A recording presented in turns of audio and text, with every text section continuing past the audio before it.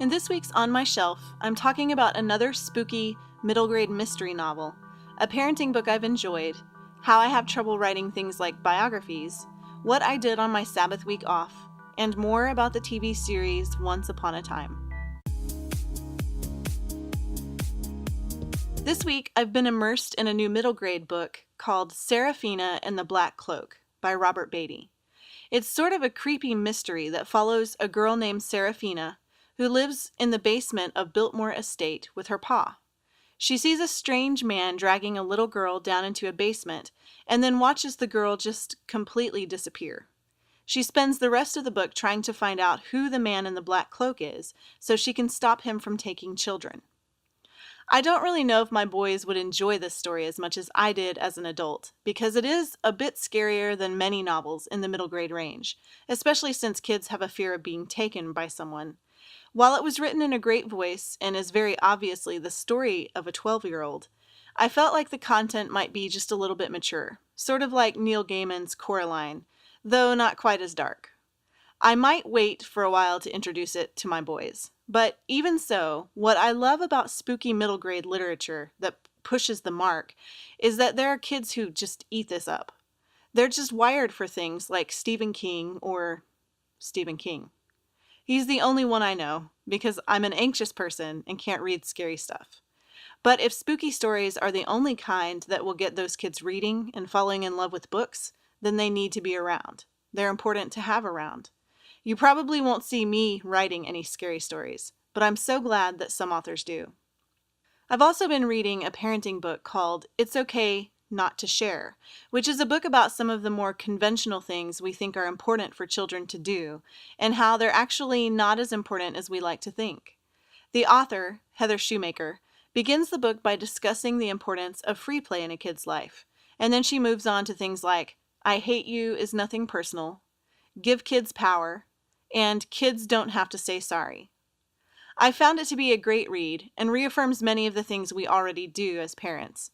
I try to read at least one parenting book a month because I'm always interested in the newest brain research, and Shoemaker uses plenty of examples from studies that back up her points. I mentioned a few weeks ago that I've been trying to update my about pages and my biographies all over the web. This is one of my least favorite things to do. I can write 8,000 words in 90 minutes, which is insanely fast. But when I'm doing something like writing the bio page that will go on my website, I'm slowed down to about 10 words a minute. It's so hard for me. But I now have a new about page on all of my website platforms, including the main about page, the Crash Test Parents about page, and the This Writer Life about page. So be sure to go check them out. All of my changes, including the added video and the brand new sections, came as a recommendation from Michael Hyatt, who is a great resource for building effective platforms. During my Sabbath week, I finished several fiction books that I'll be sharing about in the coming weeks. If you keep up with me on Twitter and Facebook, you'll see some pictures of some of those that were on my shelf that week. But, of course, the biggest happening during my Sabbath week was Thanksgiving. We had a fantastic holiday that was pretty small this year because my sister and her family went to see my brother and his family, while my mom came here. So I missed all the other people I loved, but we still ate plenty of turkey and roasted broccoli and mostly chocolate pie. Because chocolate pie is the best, especially mine. This week I worked on finishing up the rough draft of my literary thriller, The Midnight Hour. I haven't been able to hit the word counts that I normally do with rough drafts with this one, but I think it's because it's a new genre. I've never written anything like this, but I am having fun and I'm making a bunch of mistakes and mostly learning. I know that in the end, it will be a great story. I also had a little extra time to work on some video scripts that I've been needing to do, including one for a year-end video that I'll be sharing in the coming weeks. I've got this really long list of things that need to be done, and it's always growing. It seems like there's just so much to do all the time, and I've been trying to intentionally tell myself at the end of a day that today's work was enough for today.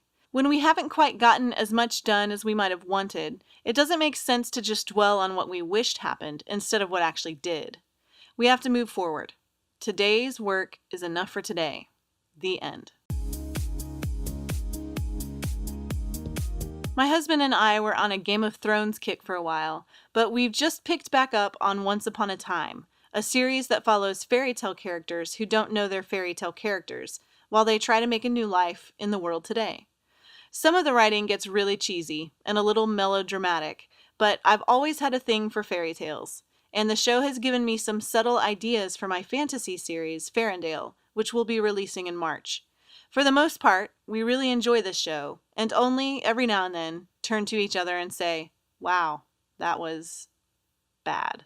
For more about what I do and the projects I'm working on, be sure to sign up for my email newsletter.